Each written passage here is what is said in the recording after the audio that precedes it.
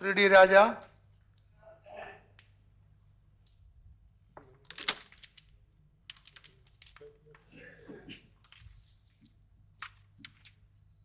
Sir, thank you, sir.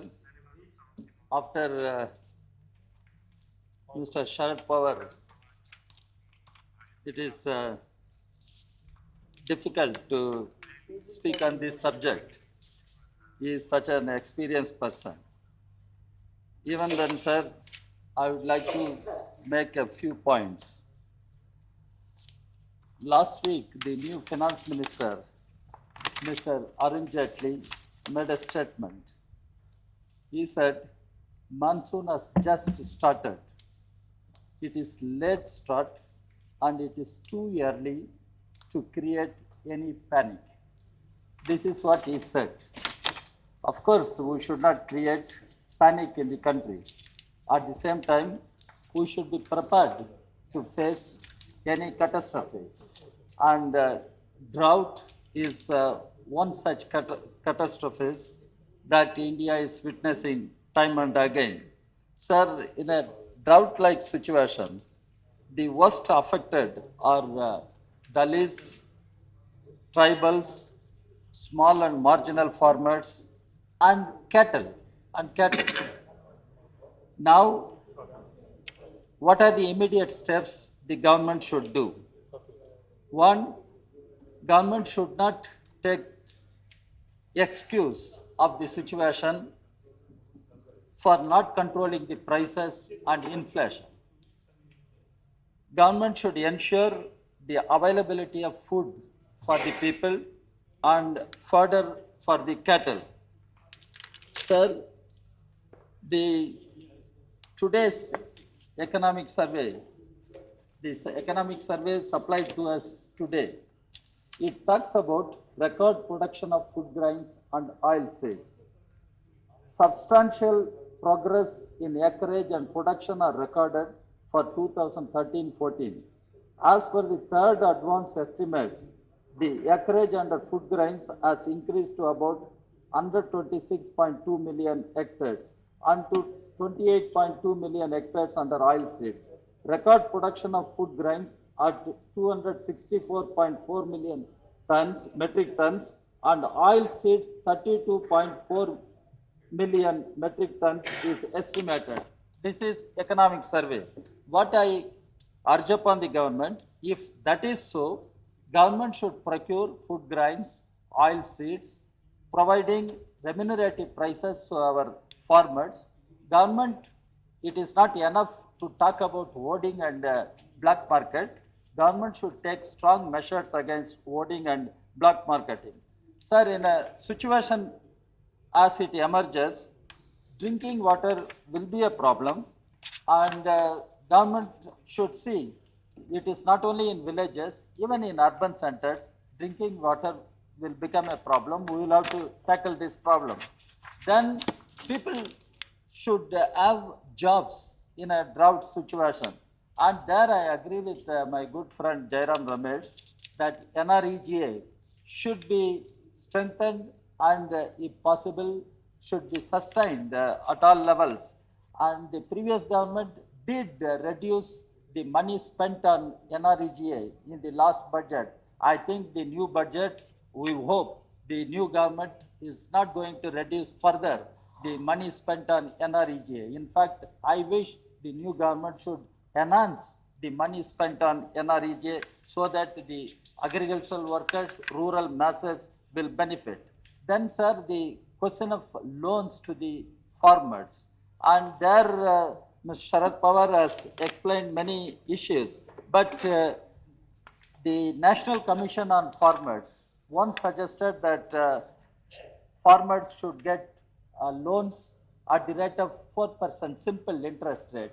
Now there is a demand that small and marginal farmers should get interest-free loans.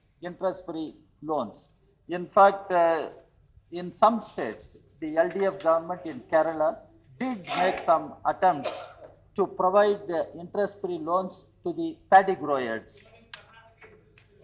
Okay, I appreciate. If Karnataka has done, it is welcome. Why not? Very good, very good. Let us do it at national level. That's what I am pleading. Let us do it at national level. This is going to be a serious issue, sir. Then there is a very sensitive issue, that is the interstate water sharing. I don't want to call it a dispute. I want to call it as interstate water sharing. For instance, Tamil Nadu and Kerala have to share water. Tamil Nadu and Karnataka have to share water. Kaveri, you know what is the issue. I am raising this issue.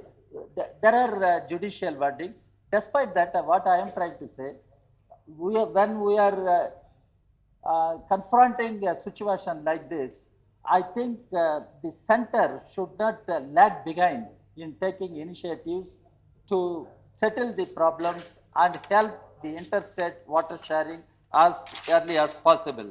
Then there are long-term issues on which many people spoke. The impact of climatic change on India, the change in the monsoon patterns and the less rains. Even Jairam Ramesh was quoting MET report, 43% or 42% rainfall. So all these things are there. And here comes the question of preservation and conservation of water bodies. Water bodies. India has the tradition of having water bodies, lakes, ponds, and small and big rivers. But how we conserve, how we preserve our water bodies, even when the United Front was in government in 1996, the issue of preservation and conservation of water bodies was discussed. After that, we had several governments, change of governments. Why this question still remains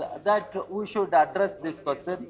Then the rain harvest. Even we can talk of rain harvest and where to store the rain unless we protect our water bodies.